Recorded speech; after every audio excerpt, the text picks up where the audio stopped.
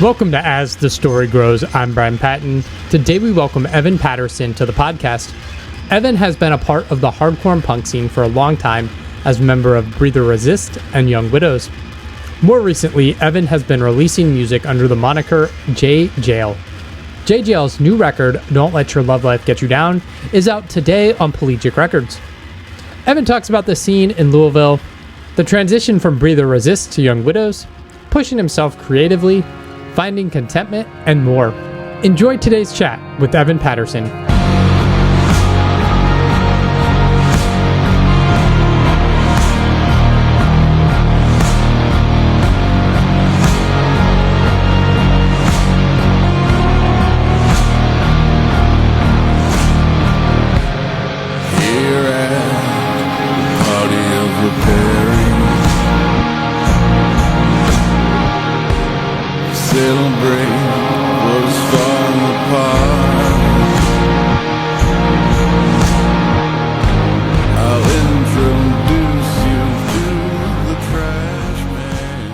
Kind of a good thing that things have been delayed a few times because I've been able to do more research. And that first interview, like, it's so funny sometimes. Like, I get sent singles and I'm like, that's cool, I want to talk to that person, and I have no idea of your backstory or your history and your catalog, and then I research and I'm like, oh shit.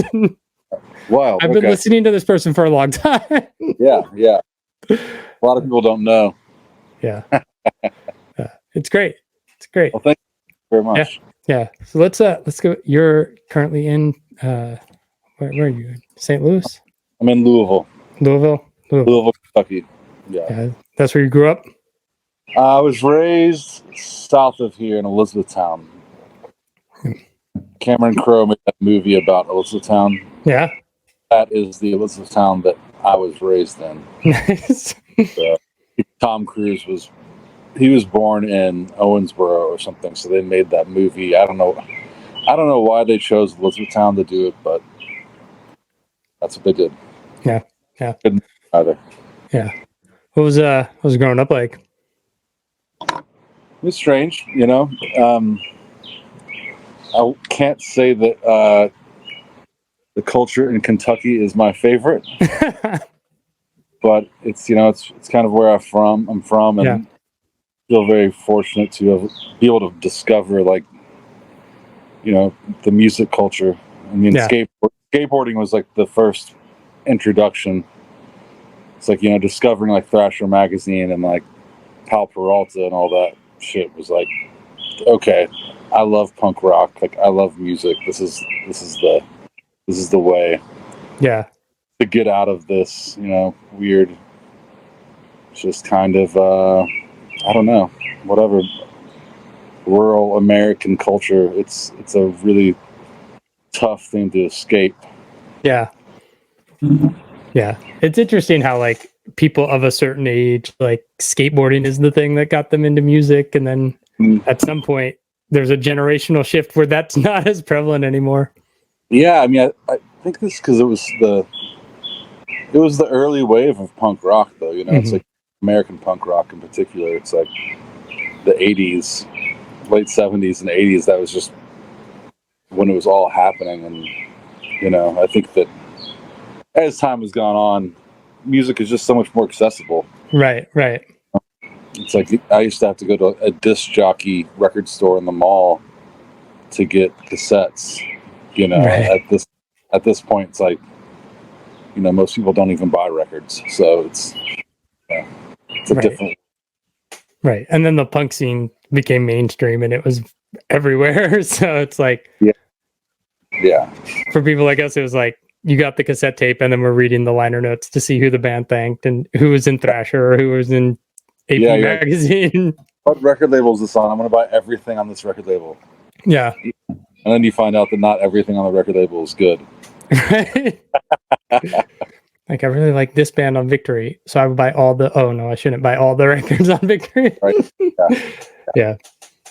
What were the early bands that really hooked you and got you into wanting to play? First, my brother got me into skateboarding and punk rock, and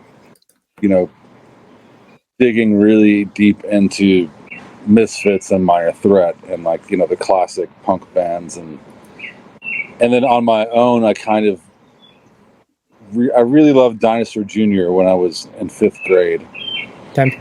It was like Dinosaur Jr. and the Lemonheads and Operation Ivy and, you know, like just kind of like kid skate rock was what I really wanted to listen to.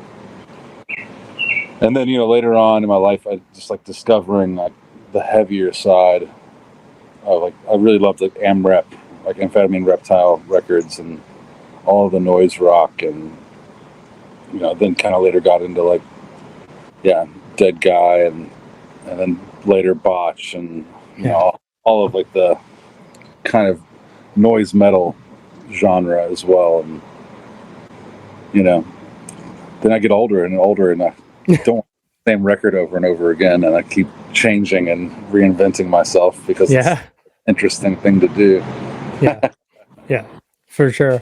What led you to guitar? And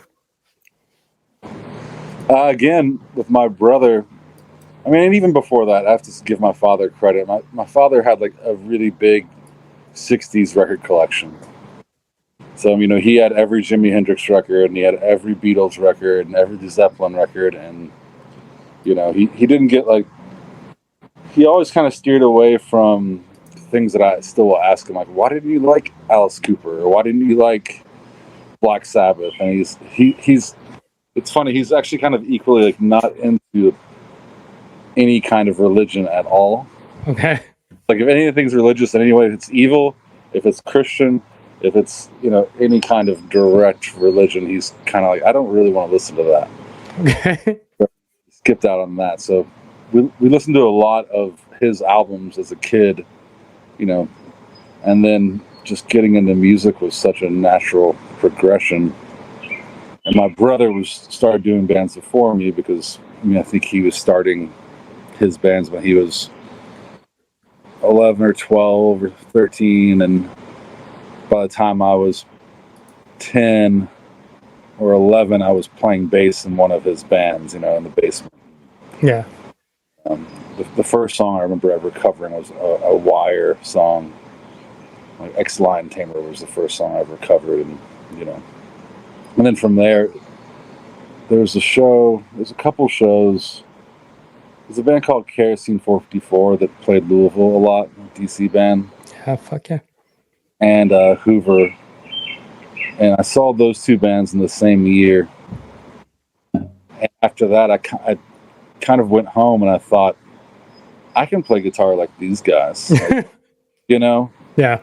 They aren't following the rules in any way. And they're just, their style of playing was kind of more percussive and more angular and less about, to me, it was less about being a guitar player and more about being an artist. Yeah. So I kind of lean towards that and still do.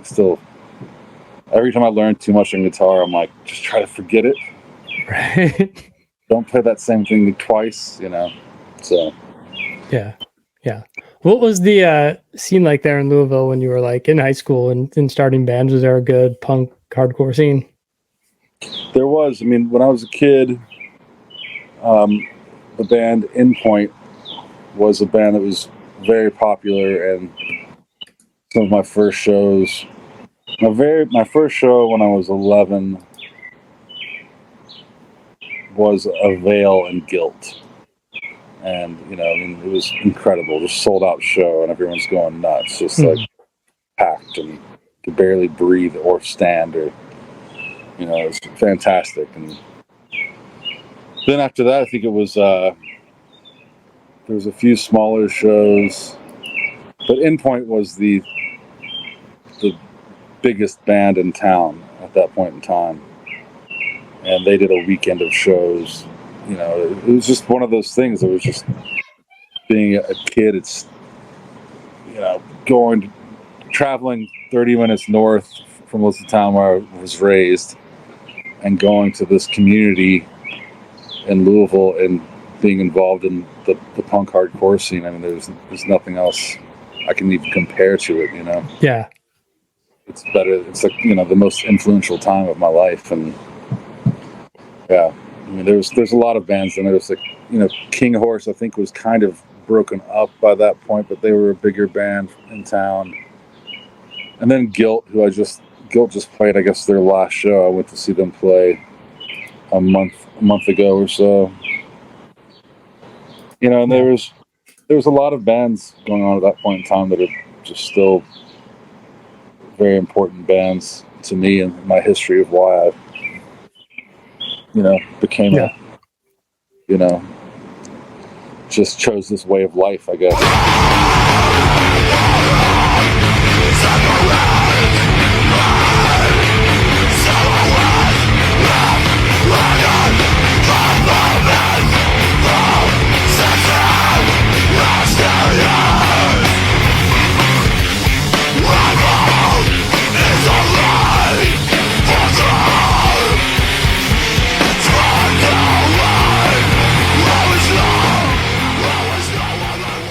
How did Breathe or Resist get started? Breathe or Resist, I was doing a band called the National Acrobat. Started that when I was 15, and it broke up when I was 19. And we kind of started touring a lot with the National Acrobat, and I got to play CBGBs with Converge and Cave In, and did some touring with ISIS and Dillinger Escape Plan when I was 18. So I mean, those tours were kind of my introduction into what it's like to be more of a full-time musician. Yeah.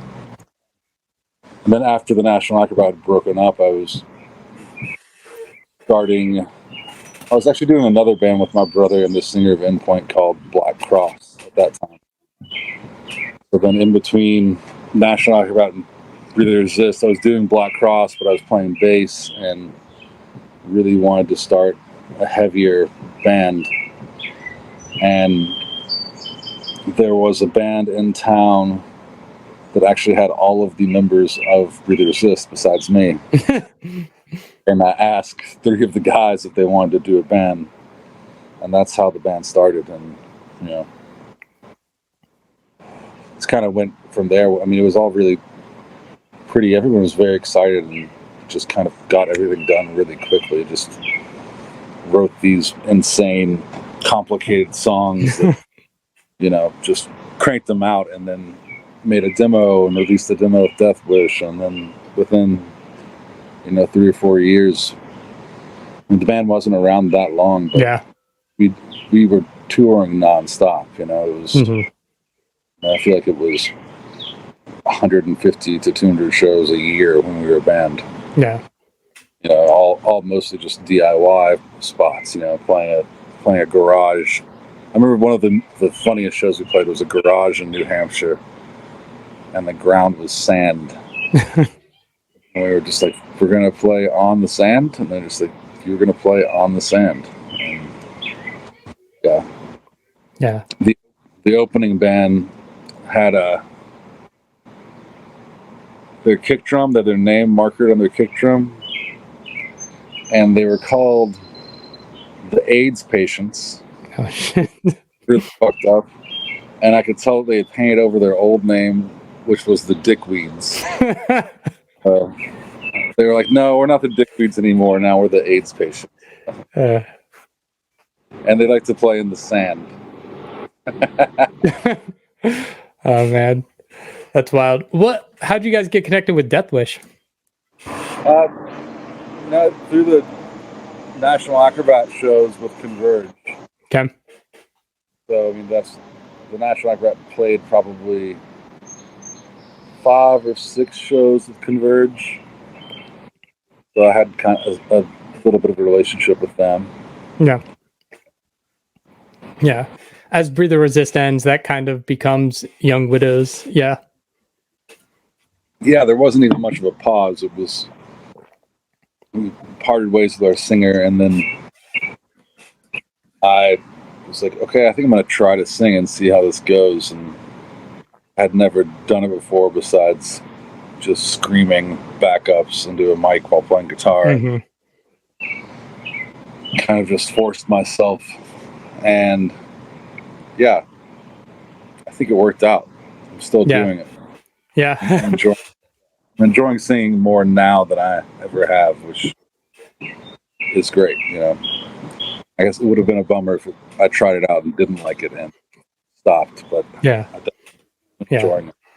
Yeah, I was trying to think, like, I'm pretty sure I saw Young Widows, and I can't remember if it was with Russian Circles or if you guys toured with the Appleseed cast at DC9 in DC.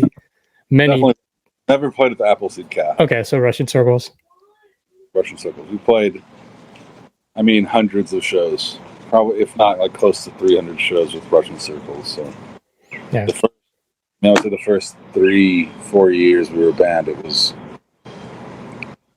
multiple tours a year with them, to the point where they actually said, they're like, I don't think we can take you on tour anymore. I think we've done it enough. And it's like, yeah, it's true, we have done it enough. Yeah, I think this would have been around the time of Old Wounds. I think roughly in that cycle. Yeah. How'd you guys end up going, like, you kind of changed your sound? Was that just like a vocally, or just like you wanted to play something a little less complicated and not as intense? I mean, not that you weren't an intense band, but with Young Widows. Yeah. With Young Widows, I just kind of was doing a lot of touring with Breathe or Resist and was not really connecting with the metal scene. Okay. I'm not really like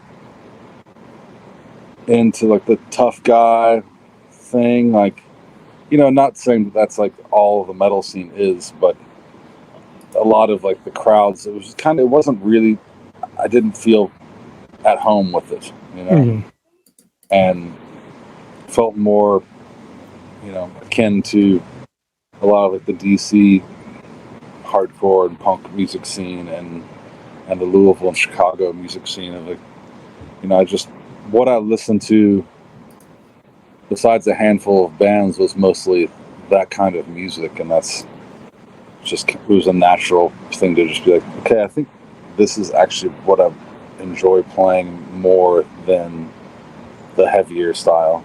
Yeah. We're always there with all of my bands, but there were always, some heavier moments. Yeah. And saying that, Young Widows just tracked all the music for our next album, and it's probably our heaviest album that I've made. But nice. It's just whatever is inspiring at that moment in time. No framework for reasons really why. It's just like, this is what I'm interested in making right now. Yeah. Well, I was going to ask, last Old Widows record was 2014, and what the status of the band was. You just did a new record. Yeah. It was kind of a lot. Nick and Jeremy became fathers, and time was tough to get together to write. And then also I started touring more with Jaye Jayle, and next thing you know, it's 9 years later. Yeah. And it's interesting. We have been trying to write for, this entire time. And beginning of last year, was it? Yeah, beginning of last year, we just decided that every Friday morning at 10:30 a.m. we were going to get together to rehearse. and it worked out. We just made our schedules work around that. And if we didn't do that, it would have never happened. Yeah. My wife has like a standing call with like her best friend, and it's like, if it's not on the calendar, it doesn't happen. And sometimes you just have to schedule shit out. Or exactly.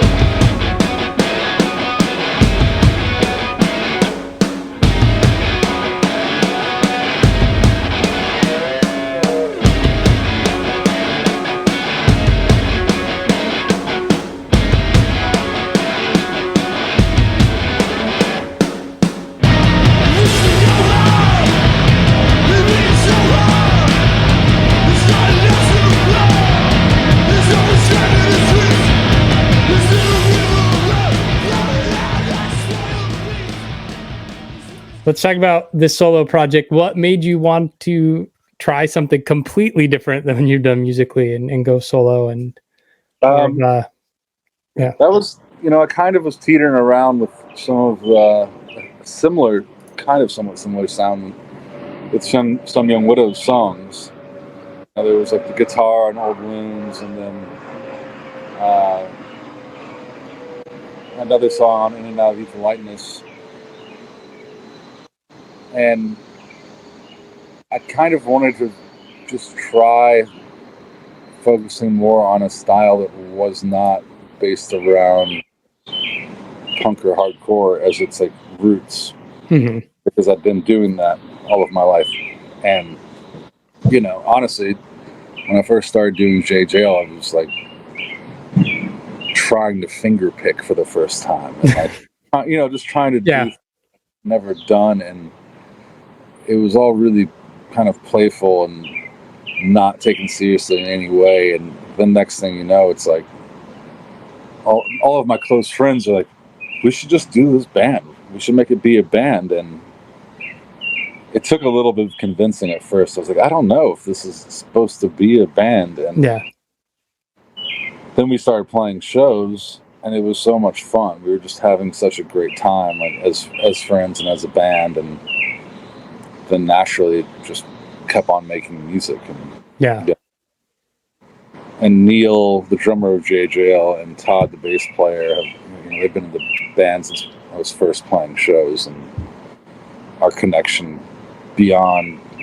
being musicians and in the band together, we're the closest of friends. Like we hang out and spend time together regardless of if it's based around music. And it's a wonderful relationship I have with them. Where'd the name come from?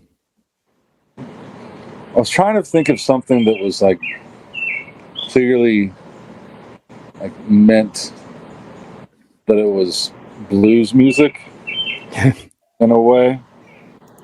And it's kind of supposed to sound like a bird, like a jaybird. And then I was also trying to think of something that sounded like you're in prison. And it was kind of, it was literally like, okay, it's a bird that's in prison, a caged bird, but also just give it that whole, all of the moniker names that have always gone on just have the funny catchiness and confusing of like Bobby Bears and, just, those made up names that clearly are made up, and it kind of just was inspired. I was listening to a lot of 45s, and at the time I was like digging through crates all the time, just looking for random song titles that I thought were funny or interesting, or artist names, and a lot of those artist names were the reason why I named the group Jaye Jayle. Nice. How'd you get connected with Sargent House? Just time with Russian Circles and knowing those guys? Yeah, through Russian Circles. And they Kathy was always the label owner was always a big supporter of Young Widows, and it was kind of a natural thing to work with them on the first couple of records. Nice. How has the musical evolution, you kind of talk about just doing whatever you want when you write music, does that explain the evolution of this project of just like, oh, I want to do something more electronic or synth based now, like just like there's more freedom, I feel like, with me doing this, being focused around being a solo artist. There's even less restraints of like, okay, we're a band of a certain genre. It's kind of like, I feel like it's never really fit into a genre, so that kind of opens up, the floodgates for all of the influences to come out at any point in time. And it's always been more interesting to me to not make the same records over and over again. And at this point, it's nice because I have multiple outlets to make multiple sounds of music, and it might make the variety of those albums a little less. They might be more centered around a sound, but it's just having artistic freedom is always been the most important thing. I mean, that's why I do this. It's not to be a successful musician. It's to have like creative freedom to express myself artistically more than anything ever. Yeah. You released Prison August 2020. What was that experience like, releasing music while the world was locked down? It was very awkward. Yeah. It didn't actually feel that great to release a record in 2020 in any way.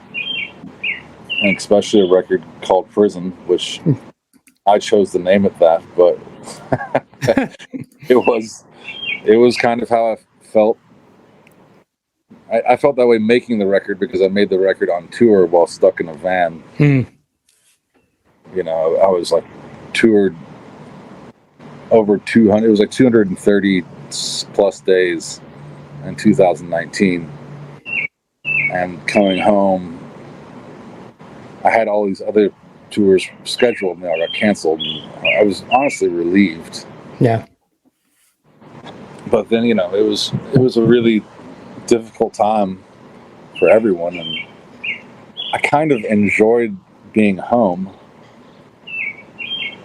And until I got government assistance for not working, I was very much freaking out of how I pay my bills and in addition to that, like the Breonna Taylor murder in Louisville, and I mean it was just an awful, depressing time to exist, But I feel like we've gotten a lot accomplished since then, and I mean, so many beautiful things have happened politically and socially politically since 2020. Yeah. In a way that, in the way of like just all politics came to like a center folding point. I just feel like everything collapsed for a second, which was what needed to happen. And now all of a sudden, I think it's still awful. I try to like just dip my toes into political situations and without getting too involved because it's so depressing and it just takes over my soul. Right. But I do see a brighter future as far as the younger generation of people and the way all of the rights for everyone are being addressed. Yeah. It's really exciting. I think the future holds a lot of hope. Yeah. I certainly hope so. Yeah. I mean, I'd be interested to see, I will be interested to see, I'm 41, and when I'm in my 60s and 70s, I hope that things have changed. Yeah. Yeah, for sure.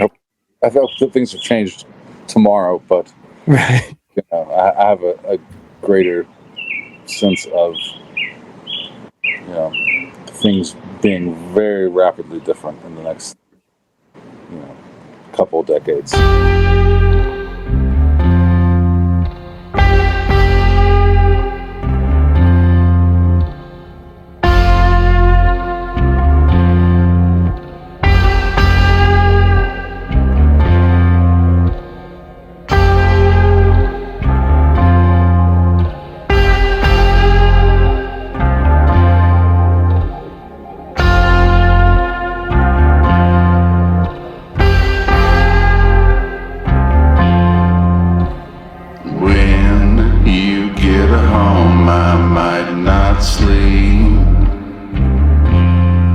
Anticipation of if you'll suddenly leave. Let's talk about this new record, Don't Let Your Love Life Get You Down. Where'd that title come from?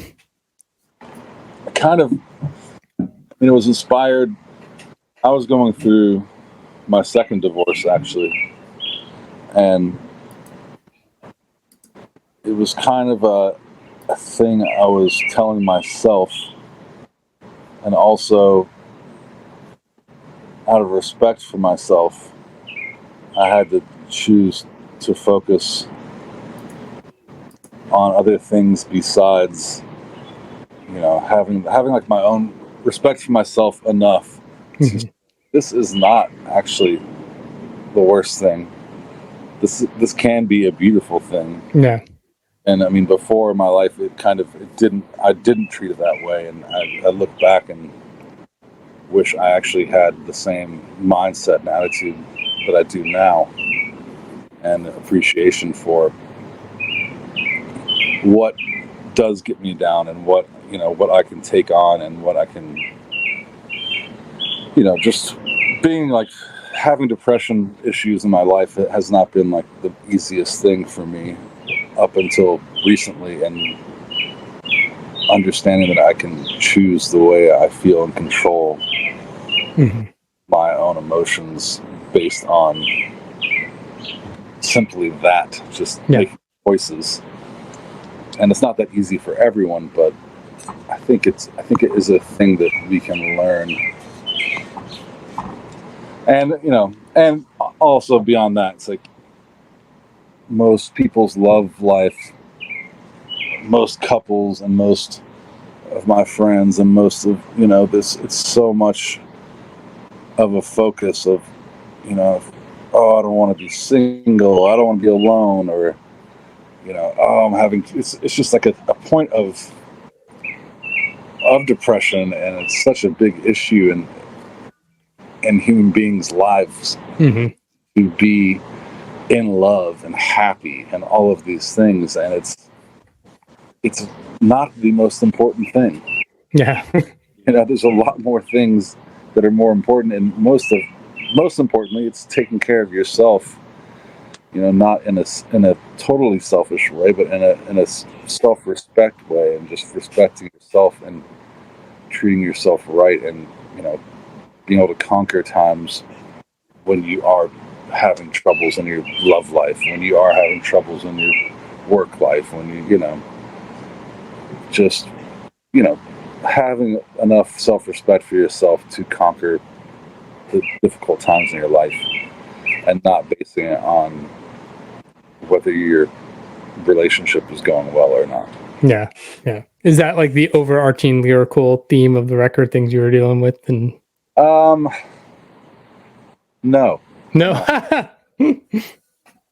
I mean, the album kind of has several different themes. Okay. It's song to song, but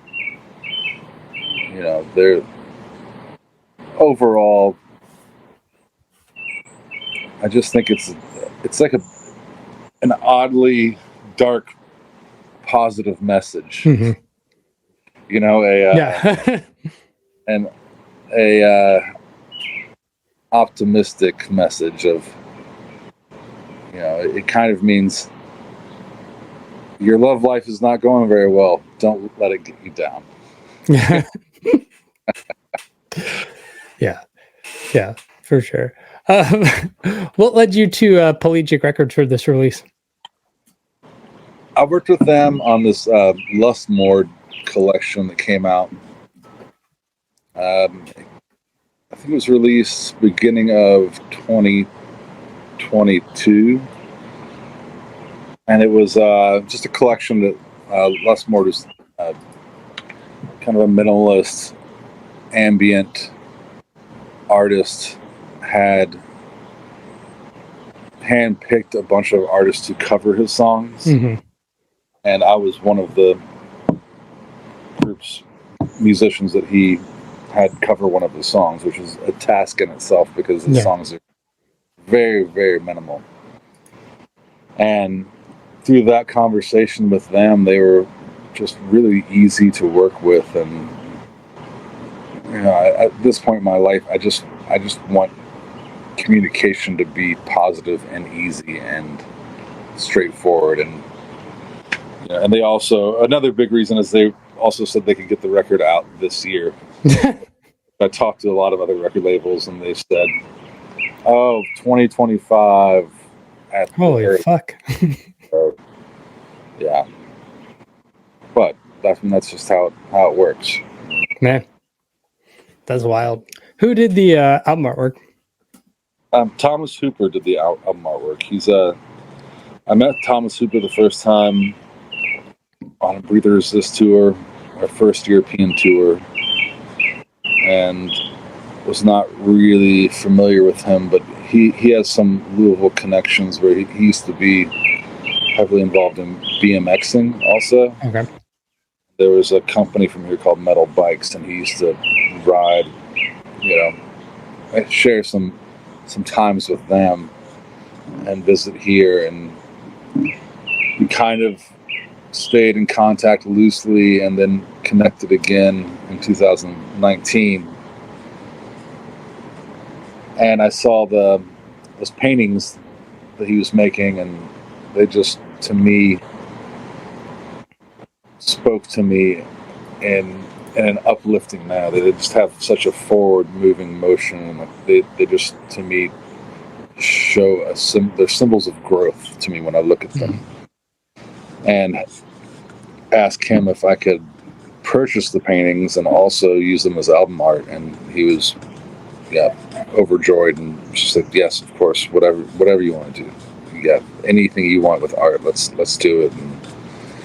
And he actually, I wanted someone to be holding the paintings because they're so graphic. I really didn't want to be confused that they were graphic design pieces or computer generated pieces. So he had his son actually hold the paintings on the cover art. So that's, it's really, I think it's a really rewarding thing to not only have him, but also have his son kind of involved. Yeah. Maybe his son will look back and be like, those are my hands on that album cover. Nice. The album is out the 14th. You got a handful of shows, got a new Young Widows record. What's the rest of this year look like? In 3.5 weeks, Jaye Jayle is doing a tour with Kowloon Walled City, and that's a short little tour we're doing just in this regional area. And then after that, there's another tour that I'm really excited about that I can't talk about yet, but that's happening in 2.5 months. And then hopefully, I think we'll do a European tour early next year, hopefully, just keep going, keep doing it. Don't let your love life get you down. We've all got black diamonds in our eyes. Don't let your love life get you down. We've all got bad animals on the ground. Thanks for listening to As the Story Grows. Our intro music was written and composed by Jeremy Hunt. The As the Story Grows theme is by Bob Nana. If you like what you hear, subscribe wherever you get your podcasts and give us a rating and review. If you'd like to support the show financially, you can join us at patreon.com/asthestorygrows. Be a part of our community and join the ongoing conversation over on Discord. If you enjoy this episode, share it on social media with your friends. Much appreciated, and thanks for listening. I never felt so young and alive as when I'm diving into a tune. And now I'm learning as I listen along, and the wheels are turning, and I started a song. One good word and I'm gone. Oh, as the story grows, the more I want.